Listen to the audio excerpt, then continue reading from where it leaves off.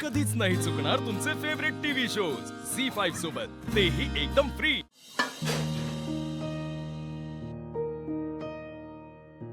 अक्षरा काय करतेयस? चहा करते ग। अगं ते कळलं मला, पण का करतेयस तू?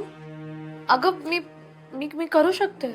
अक्षरा तुला किती वेळा सांगितलं तू फक्त आराम करायचा, काहीही काम करायचं नाही। तू मला सांग ना, तुला काय हवंय ते सांग। तुला काय खावंसं वाटतंय? नको काय, मला खावंसच नाही वाटत आहे।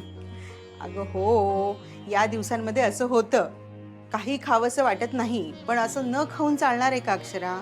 त्यामुळे तुला आणि बाळाला दोघांनाही त्रास होईल की नाही? आणि बाळाला त्रास झालेला चालणार आहे का तुला? नाही ना अक्षरा? अगं कसं असतं माहिती का, प्रत्येक गर्भवती स्त्रीला आपण गर्भवती आहोत या विचारांनी चिंताग्रस्त व्हायला होतं। अगं या दिवसांमध्ये ना भावनिक बदल होत असतात आणि त्या सगळ्याचे परिणाम आईवर आणि बाळाच्या आरोग्यावर होत असतात। कळतंय का तुला? आई मला माहिती आहे सगळं, पण बिन काही नाही अक्षरा।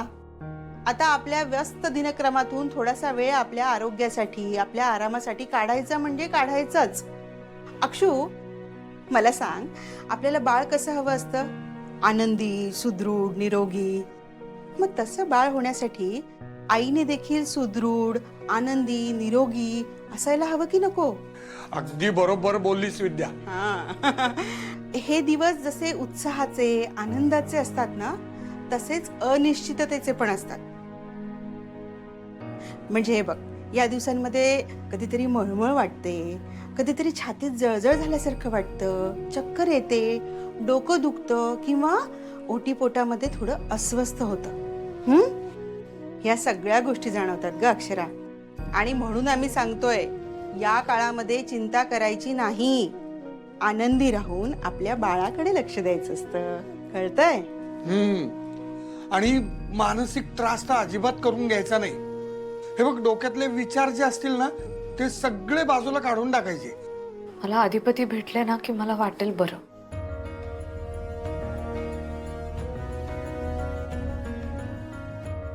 अहो हे हे असंच राहिलं तर अवघड आहे सगळं। हो ना। अगं पण मला पण कळत नाही काय करायचं ते। काय नाही, मुलं जर आपसातली भांडणं मिटवू शकत नसतील ना, तर पालकांनी मध्ये पडावं लागतं आणि त्यांची भांडणं मिटवावी लागतात। मला काय वाटतंय, आपण आता अधिपती आणि अक्षरा दोघांशी बोलायला हवंय। मलाही तेच वाटतंय।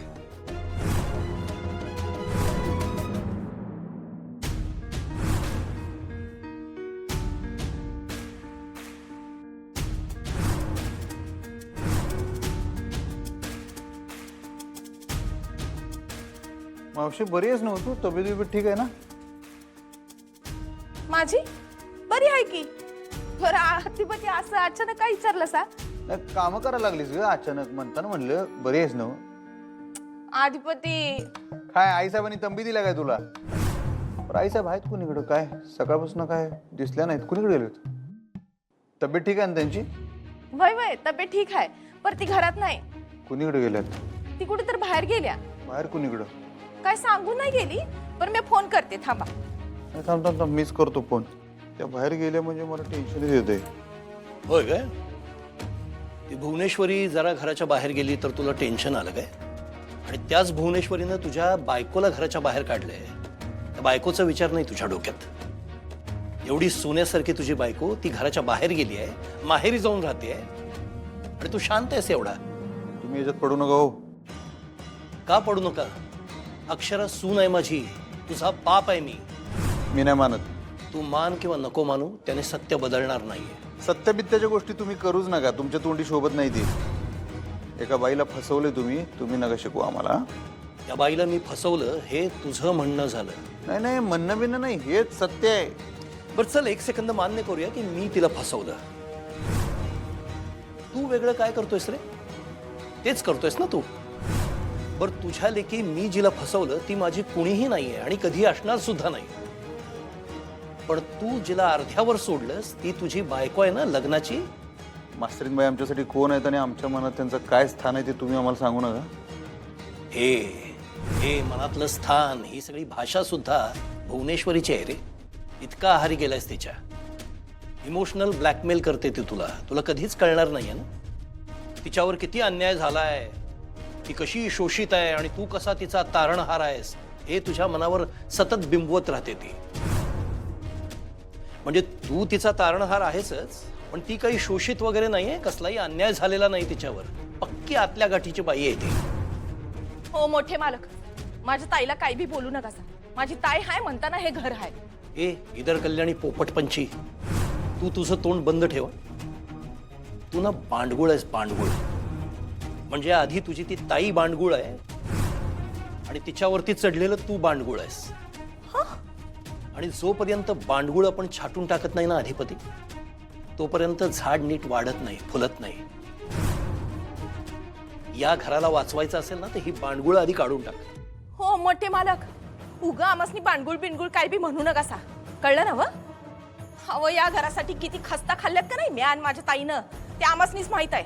खस्ता नाही ग अख्खं घर खाल्लंय तुम्ही गिळलंय माझ्या घराला रस्त्यावर फिरणारे गरीब बाया तुम्ही ही संपत्ती बघून डोळे फिरले ना तुमचे नोकरासारखं काम करायला आला होता घरात आता तुमच्या हाताखाली नोकर आलेत तर माजलाय तुम्ही काही काम धंदा न करता इथं खायला मिळतंय ना इथं वर काड्या लावायला मिळतात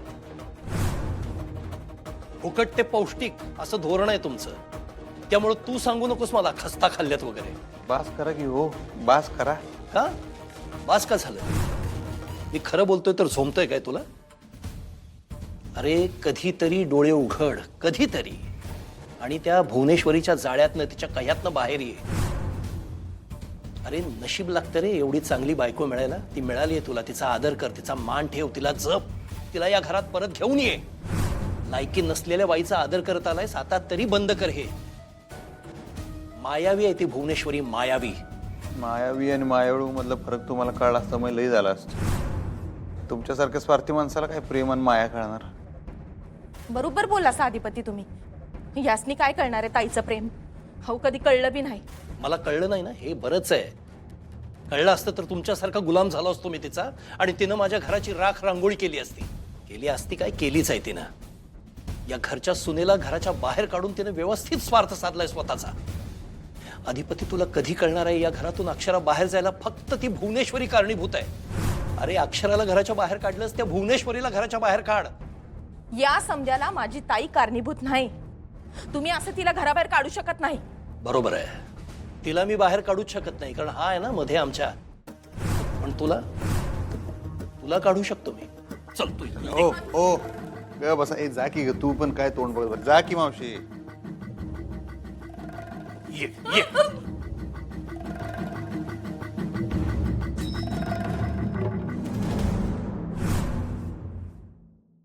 झी 5 ॲप डाउनलोड करा आणि पहा सर्व एपिसोड्स एकदम फ्री.